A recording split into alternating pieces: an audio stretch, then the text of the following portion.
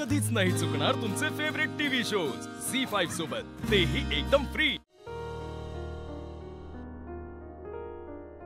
हा हॅलो सरकार, काय ऐक हे बघ, मास्तरीन बाईसनी जरा दवाखान्यात ऍडमिट केलंय। बापरे, काय झालं त्यांना? त्यांची तब्येत लय बिघडली का? नाही नाही थांबा, मी आहो सरकार, मी आलो, मी बघतो सगळं, तुम्ही नका अजिबात। ऐक जरा दम धर, ते काय तसं काही झालेलं नाही, मी सांगतो तुला नंतर जे काय झालंय ते। फक्त आता तू लगेच जा दवाखान्यात, मी येणारच आहे, पण जरा तू आधी जाऊन थांब, मी येईपर्यंत जरा लक्ष ठेव। हा बरं बरं, कोणत्या दवाखान्यात आहे मास्तरीन बाई? ते मी तुला हे पाठवले बघ, लोकेशन आणि पत्ता पाठवलाय बघ जरा। बरं, आणि सरकार तुम्ही जे मला लग्नाची 2-3 कामं सांगितली ती करून मग दवाखान्यात जाऊ का? नाही नाही नाही, ते राहू दे, ते सोड, ते ओंक्याल करायला सांग। तू जा, किंवा ओंक्याल राहू दे, ते नाऱ्या आणि रंगे आहेत ना, त्यासनी करायला सांग, ती कमिटीवाली माणसं आहेत ना दोघं। हा, आणि तू पहिलं पोच तिकडे दवाखान्यात, पडशीर पोच। बरं बरं, होय सरकार। हा, आणि तुझ्या मागोमाग मी यायलाच लागलो, मी जरा डबा घेऊन येतो, त्यामुळे मला जरा लेट होईल, पण मी येतोच, तू फक्त जा, आता लगेच जा। होय सरकार।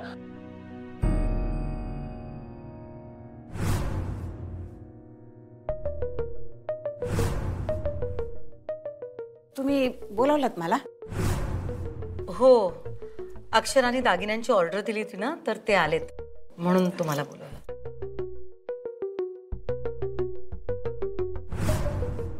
अरे वा, झाक आहेत की।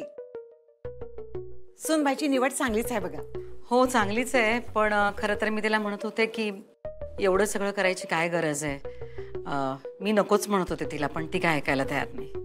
का नको का? अहो, मला इतके दागिने घालायची सवय नाहीये ना, म्हणजे यातला एखाद दुसरा दागिना घालेन म्हणूनच तुम्हाला बोलवलं की तुम्ही सांगा ना कुठला दागिना घालू। अहो एखादा का, समधी दागिने घालाय पाहिजेत। नवरी आहेसा तुम्ही, नवरीसारखं सजाय ना ग। अक्षरा असती तर नटलेच असते, म्हणजे खरं तर माझं काहीही ऐकून न घेता तिनेच मला नटवलं असतं। फक्त तिच्या इच्छेखातर खरं तर मी या सगळ्या गोष्टींना तयार झाले, पण आता तीच नाहीये, तर हे सगळं करायला खरंच नको वाटतं मला। सुनबाई असती तर तुम्ही समधी दागिने घातले असतेत ना, मग आता बी घाला की।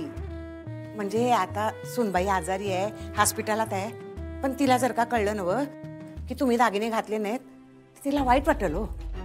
अहो तुम्ही म्हणताय तसं तुमच्यासाठी नाही, पण तिच्या इच्छेसाठी तरी घाला की। तिच्यासाठीच तर करतोय आपण हे सगळं, पण काय आहे, लग्नाचा मुहूर्त आम्ही अलीकडे घेतला, त्याचा अधिपतीला राग नको यायला, त्यांनी काही गैरसमज करून घ्यायला नको।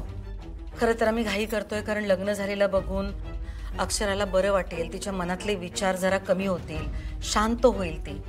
हा असंच होईल बघा, तुमचा हेतू चांगला आहे ना व, नका टेन्शन घेऊ, ठरले तसंच होऊ दे बघा। अहो पण अधिपतीचं काय? अधिपतीशी मी बोलते, त्याचं काय आहे, म्हणजे या घरातले ठरवलेले नियम मोडले की नाही का त्याची जरा चिडचिड होते बघा। पण त्याला जरा समजावून सांगितलं ना व की समजते त्याला। अहो काय, अधिपती चिडला तर त्याला समजवायला अक्षर पण नाहीये ना इथे। अहो पण सुनबाईची इच्छा आहे ना व आपल्यासोबत, यो लग्नाचा घाट तिनंच घातलाय ना व। आता सुनबाईला बरं वाटावं, तिच्या इच्छेसाठी अधिपती काय बोलणार नाही बघा। मी सांगितलंय ना व तुम्हासनी, मी बोलते अधिपतीशी, ऐकल ती माझं। थँक्यू आई, मला ना अधिपतीच्या मनाविरुद्ध काहीही करायचं नाहीये, आणि आता इथे अक्षरा नाहीये तर त्यांनी सगळ्या गोष्टीत सहभागी व्हावं एवढीच इच्छा आहे माझी। ती समज माझ्यावर सोडा, अधिपती करेल समज, शब्द आहे माझा, नका काळजी कर।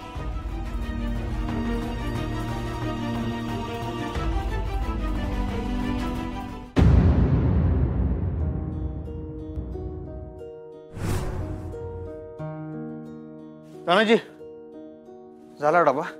वय वय, चल चल, मास्तरीन बाईसनी भूक लागली असेल, गरम आहे ना? वय वय, आत्ताच बनवले। हा बरं झालं, चल।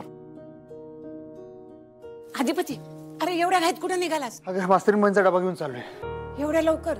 जेव्हा येळ आहे ना अजून? हा जेवायला येळ आहे, पण तसं बी दवाखान्यात लवकरच जेवण द्यायला लागते ना व, आणि मी जाऊन बसतो की जरा गप्पा मारत बसतो त्यांच्या संग, त्यासनी भरवतो, जरा बरं वाटेल नाही की नाही? ते बी आहेच म्हणा, मला बी तिला भेटायचंय, थोड्या वेळानं गेला तर चालेल काय? म्हणजे मी बी आली असते। नाही नाही नाही, लय उशीर जाऊन चालत नाही तिकडे दवाखान्यात, लेट नको करायला। माझं बी म्हणणं तेच आहे, लेट करून चालणार नाही। अरे लगीन तोंडावर आलं या, बारीक सारी कामं राहिली आहेत ती करूया, आणि मग निघूया की दोघं बी. ए मला त्याच्यात ओढू नको बरं काय तू आता. अरे असं काय करतोय आज? सुनबाईनं ठरवलं ना वय लगीन. आता ती नाही म्हणल्यावर तुला समजा बघाय ना ग काय. आता तिचं सपान तू नाही पूर्ण करणार तर कोण करणार? तर लय हुशार आहेस, कधी कार्य करती. तुला बरोबर माहित आहे माझ्याकडनं काम कसं काढून घ्यायचं ते. त्याशिवाय तुझ्या जीवाला काही चेन पाडायचं नाही. पडदेशी बोल, चल पडदेशी बोल, काय करायचंय? अरे ते जेवणवाल्याचा फोन आला होता. ते मेनू काय म्हणतात ते? मेनूच हा तेच ठरवायचं होतं. ते पक्क करायचं होतं. आणि हा डेकोरेशन वाल्याचं बिल भागवायचं होतं. ते पैशाची कामं तू बघ बाबा. हा हे कसलं सामान आलंय आता? हे होय कुठे ठेवू आजी? काय आहे हे घरातलं लागणार मसाला कडदाणे. हा असं होय. हा जा स्वयंपाकघरात नेऊन ठेव. जा. होय ग, हे किराणा फिराणा हे आत्ता आणा लागले ती. म्हणजे काय लय काम राहिलेत काय आता? वय की अरे सुनबाई नाही तर लय गोंधळ उडालाय बघ. चारूला तबाई तरी एकट्या काय काय म्हणून करणार आहे की नाही? ते झालंच. बघूया आपल्याला जमल तसं करू. शेवटी आपल्या घरातलं मंगल कार्य आहे ना व. हा तर हे याद्या आहेत. करूया सगळं करूया. जरा 2 मिनिटं थांब, एक फोन उरकून घेतो मी. थांब जर.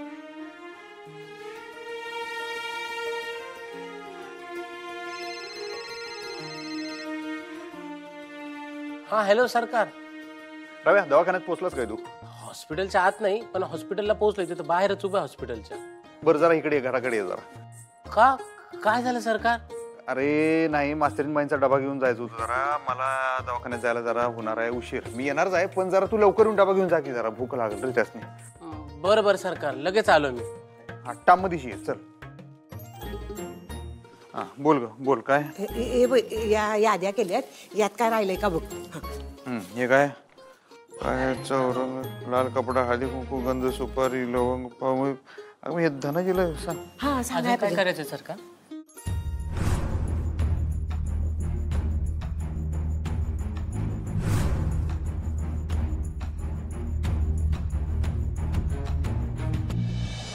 राकेश तिकडे गार्डन मध्ये एक शेड मारून घ्या.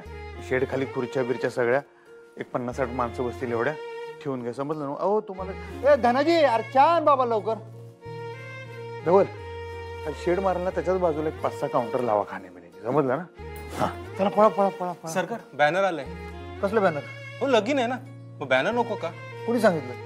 हो कोणी सांगितलं नाही पण मीच विचार केला की घरात लगीन आहे मग बॅनर असायलाच हवं.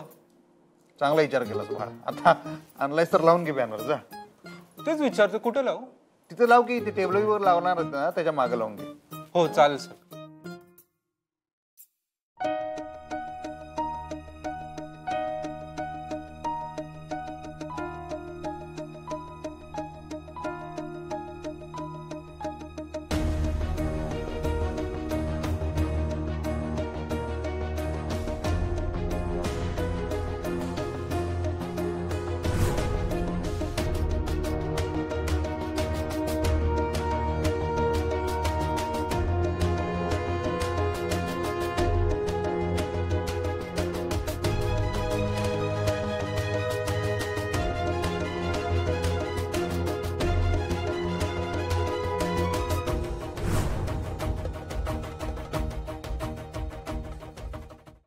झी5 ॲप डाउनलोड करा आणि पहा सर्व एपिसोड्स एकदम फ्री.